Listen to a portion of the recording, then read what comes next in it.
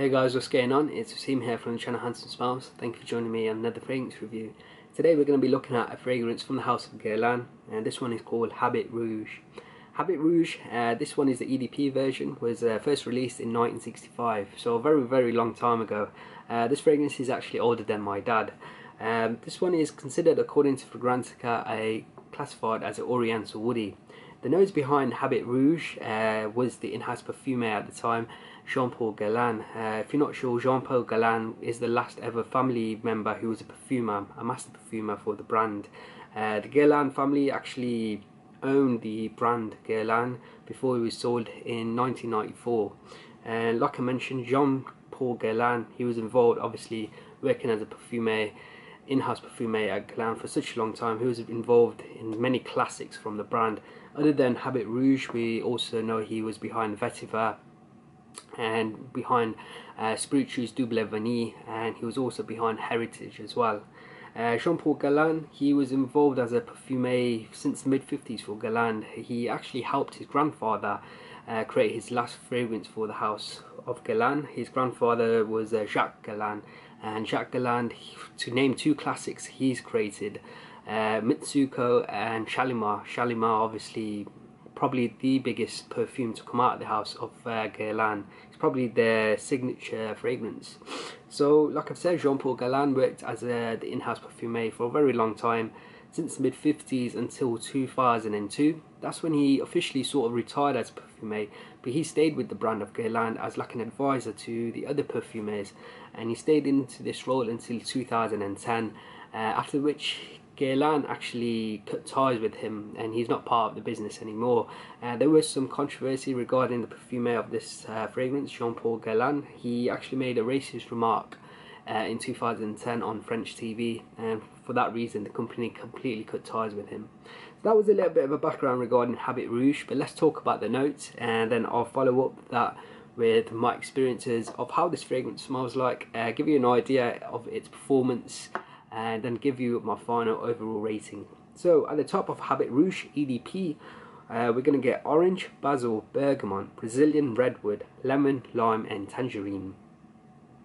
The heart of the fragrance is carnation, sandalwood, patchouli, cinnamon, jasmine, cedar and rose. And the base of the fragrance is labdanum, leather, amber, benzoin, oak musk and vanilla. So those are the notes of Habit Rouge, but what do we really get on our skin, and what was my experience with this scent? So I've got the dry down here. I'm just going to do a quick spray here for the top notes. So once you spray Habit Rouge onto your skin, you get a blast of invigorating and very fresh, very sharp citrus accords. And the main note that I pick up in the opening is the lemon, and along with that lemon, a little bit of a bergamot as well. And I'm sure there's other backing players to these citruses, such as the tangerine, the orange and the lime. But the main citrus accords that you pick up in the opening is the lemon and a little bit of that tangerine.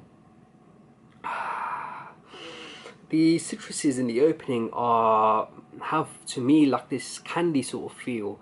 They remind me of like a lemon sherbet, or this candy that we have here in the UK called Refresher. It has a very candy citrusy opening. It's very invigorating, very fresh and very sharp. And due to this candy sort of citruses that I pick up in the opening, the citrus accords have like a sweetness to them, and they don't smell altogether all that natural. But even though they don't smell natural, they don't actually, the scent itself doesn't smell cheap. You know, some unnatural, some synthetic notes come across cheap. This doesn't seem cheap. The citrus accords obviously smell candy-like, and not natural, but they don't seem cheap, and they actually smell really pleasant. As the scent develops, it keeps this sweetness within the scent, and that bright citrusy sweetness remains into the heart, but the citrus, sharp, invigorating citruses begin to calm down, and the scent starts becoming smoother and much more sweeter. And this is due to the addition of the vanilla and the addition of the sandalwood. The vanilla helps to create the scent, give the scent more of a sweeter accord, and the sandalwood gives it more of like a creamier and a slightly powdery feel. And you also pick up in the heart a touch of woody elements as well, possibly coming from the note of the cedar. As the scent dries down, it's then introduced to a very gentle rose, and the rose helps this scent become a little bit more calmer. It gives it like a floral touch. And one of the compliments I was getting whilst wearing this scent was like, it smells like you're wearing like a rose water scent. I didn't personally pick up too much rose on my scent, but others, when they were complimenting me, picked up the rose a lot more. So the dry down of this scent, the scent becomes this very bright, lemony, citrusy, sweet vanilla. And the lemony vanilla, you also pick up a beautiful, gentle rose, some gentle cedar, and very, very creamy sandalwood. Overall, I have to be honest, this is a scent that completely surprised me. When I bought this scent, I knew Habit Rouge was released in 1965, so I thought this was going to be a smell very old school. I hadn't read the notes, and when I first sprayed this, I was just really shocked. This scent doesn't smell old school at all.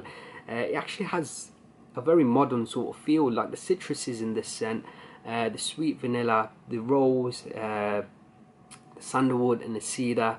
This doesn't feel like a fragrance from the mid-60s. I initially thought this would smell like old school fragrance, like a Guerlain, not a Guerlain, sorry, Givenchy Gentleman, or it would smell like Anteos by Chanel, or it would smell like YSL's Chorus, you know, those old school fragrances, or Aramis. This didn't smell like that at all. This actually, if this was released today, I wouldn't be surprised. It still feels very, very modern.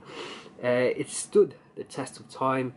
For that reason, I think this the term timeless is thrown around a lot with fragrances, but this is truly a timeless scent. Released in the mid-60s, it doesn't smell outdated at all, and it still smells modern to my nose. So like I've said, overall scent profile in the dry down, you get this sweet, citrusy, lemony vanilla with some rose, some cedar and some sandalwood. But in terms of performance, what do we get from Habit Rouge? It does not disappoint, guys.